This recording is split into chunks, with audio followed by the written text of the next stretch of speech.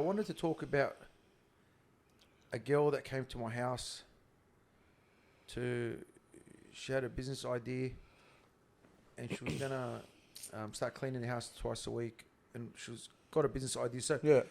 she came here to talk about the business and about possibly cleaning my house because she got a cleaning company and all this stuff. Bro, it was bizarre. What do you mean? I don't know. Why do you always have mad stories? I don't want to laugh. Oh, okay. Oh, wow. Serious. Shit. Bro, this girl, you know I was in prison for a long time. Yeah. So I met a lot of people in jail. This girl, yeah, you know who the girl is? The cleaning contract one? Yeah. Okay. She sits on my couch, we're talking, and then she tells me she's had a hard life, this, that. And then I said to her, you got any brothers? She goes, nah. I said, where's your parents? Yeah. She goes, oh, my mum lives in another state, and my dad's was murdered. I looked at her. Listen, wallah. I looked at her. Okay, your dad was murdered. I said, where? And she said, in Sydney. And I said, what year? She goes, 1998. So I thought, fuck, 1998, the killers would be in jail, still around the same time I got locked up. Yeah. So I asked her. I said, who's your dad? And then she goes on to tell me the story. Fuck. Listen, when she tells me the story, I realise I know the guys who got done for her dad's murder. Come on, Done a man. lot of jail of them, yeah, bro. Young lebos. Not young, like, considering it's her dad, like, they're older than me, but still young, like, in their 30s and that. And, bro, I'll tell you the freakiest thing about this whole fucking thing. One of them used to always say to me, bro, I fucking hate going into the court, into the trial and that. I said, why? His daughter comes in and it's awkward, bro. His daughter yells and screams. He goes, man, it's fucking uncomfortable. And these guys claim they never killed the guy. Okay. All right? Pleading innocence, yep. Huh? They pleaded innocent. Yeah, I don't know where they are now today. Yeah. But they were in jail for fucking 6-7 years fighting it. So I think by the time it got to a certain point, I think they got a plea bargain and got time served. They're fighting it for like 7 years possibly. Because they beat it, then got out, then got recharged. Yeah. I don't know, it was a confusing story, these guys. But they used to always tell me about the daughter coming in and yelling and rah rah. She's just a little girl. So I asked her. I said, are you the little girl that used to go in there? She says, what do you mean? I said, listen, you know I was in jail for a long time. I know these guys. Bro, it tripped me the fuck out. What? That I'm sitting on the couch with the girl that I met, the guys who apparently killed her dad. I don't know if they did it or not. I never asked them, so I don't know about all that. But what I do know is there was a young kid that used to come to the court. Yeah. And she'd yell and scream. She's a lady now. She's got kids herself. She's got young kids. So I felt sorry for her, bro.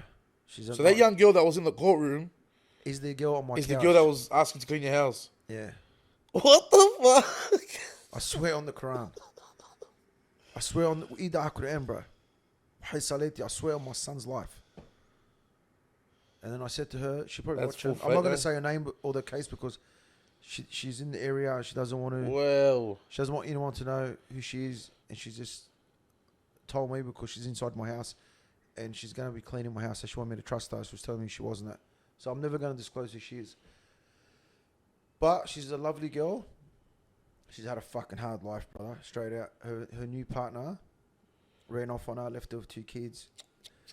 Yeah, bro. You know what? She told me the story about What a small how she world, used to go to the court and she would cry and her mum's a drug user and left her and her dad's dead and she's got no one. She raised herself and went on the streets and from streets to homes, from homes. Fuck, bro.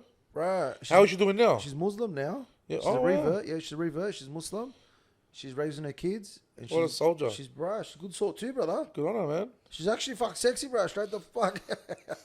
Straight out, bro. She's a good sort. But I can't look at her like that because I remember the story that these guys used to tell me of a little girl coming to the court. So I'm visualizing her as that little girl. I can't be attracted to her in the sense where Fucking have. it's like, you know what I mean? It's like I'm looking at her like that little girl from the court. Even though I don't know any of them, I don't know nothing. Wow, what a But I'm small still world. like referring to her in my mind as the little girl from the court. So I can't look at her like that. You know, if you know, in saying that, I know you've been in jail for a while. What, any like crazy stories you've heard? Like, What do you mean? Like any like crazy stories that you've heard from jail? That just mind fucks you every time you think about it. I always want to know, like the people that are doing life in jail, what goes through their head every day, thinking that that's it, this is me. Do you immune to it? Do you get? Like, All these I don't know. I guys, can't. all these guys doing big sentences. I Look, I'll tell you, Mick Canaan. Is Triple he still in a life. wheelchair?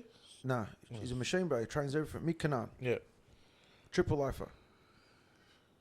Does his jail fucking... I don't know about now, but every time I seen him in segregation in Silverwater, when he would come down for court, or I'd see him in a transit at the courthouse waiting in the cells all day next to each other, he done it pretty easy, eh?